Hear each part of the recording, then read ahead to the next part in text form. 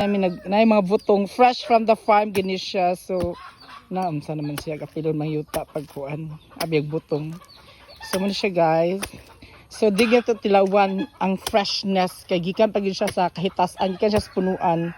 Direct na to mainom karon. So lahi ginang na stock na siya o kanang fresh gyud siya gikan sa punuan na imo dang imnon. So nagikalainan. So let's see ka og sisi. My God, this is it finally, fresh from the farm.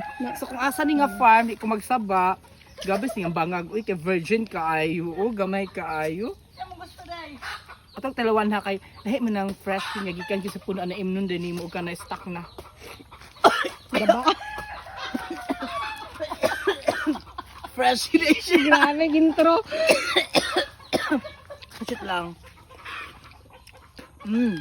Yummy.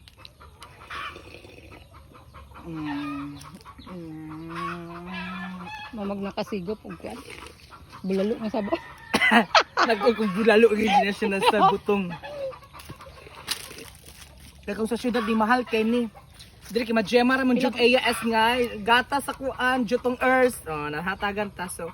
Thank you. Kadjut lang, gamit ko cellphone. Dito pag inom sakto na. Tig-avisem na. Thank you. So, oh my God! Wow, fresh from the farm. Hello guys, so nahuman na magita sa pag-inom sa sabaw. Sabaw nga tinula ha, sabaw sa butong. So, dire po din taang kuan kaning. Oh, tsada ka siya kay kanang link kung sa kuan paghilinghod kay siya. Paduga gyud, paduga. Paduga gyud ingon si James daw. So, oh. So, Asam to na, asam mo nagligoling. Apo to na lugar ah. de? Di lang kala kutsara. Organic ang kuan, gibuhat ni Jim. Agam tong lugar na to. Yan. Anak. Lamig ang fresh gid mo. Alam.